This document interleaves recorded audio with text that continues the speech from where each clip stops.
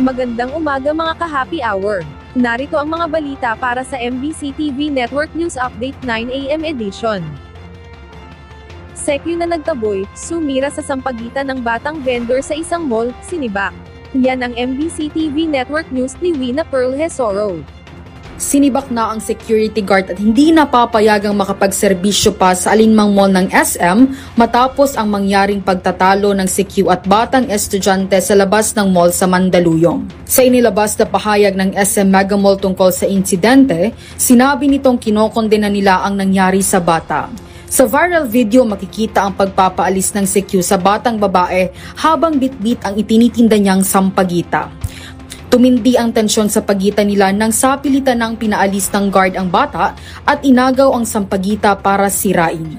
Sa panayam kay Supreme Court Associate Justice Joseph Lopez, sinabi niya posibleng mapanagot ng child abuse ang gwardya dahil sa paninipa niya sa batang babae. Pero ayon kay Justice Lopez, nakadepende pa rin uman ito sa kalalabasan ng investigasyon. So sa hearing, both sides will be heard kung ano ang intention nung kapulisan, nung security guard. Ang intent niya ba talaga pahiyain, alisin ang dignidad ng bata o sirain ang kalooban ng bata, magiging child abuse yun.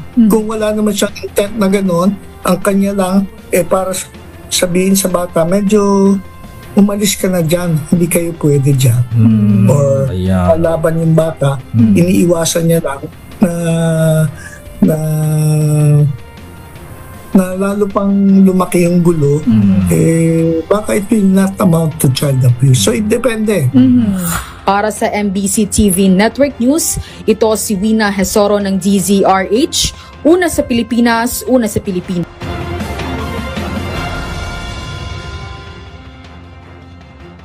Samantala, hanggang 20 bagyo posibleng pumasok sa Pilipinas ngayong 2025. Posibleng aabot mula 19 hanggang 20 bagyo ang papasok sa Philippine Area of Responsibility sa kabuuan ng 2025.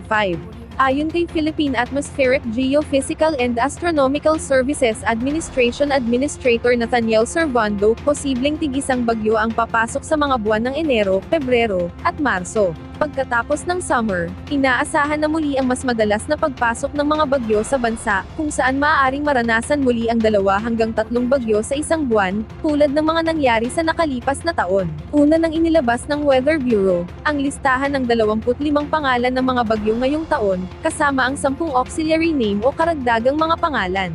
Nitong 2024, hanggang 17 bagyo ang pumasok sa park kung saan 6 ang labis na nag-iwan ng pinsala bago natapos ang taon.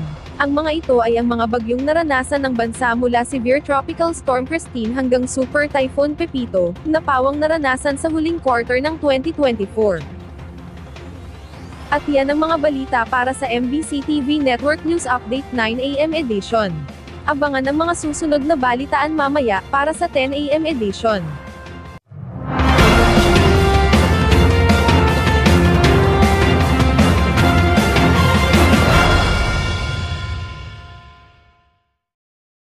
Mga ka-happy hour, kung gusto mong manood ang mga balita sa MBC TV Network News Update, mag-subscribe sa aming YouTube channel, i-like ang aming Facebook page, at i-follow sa aming TikTok account.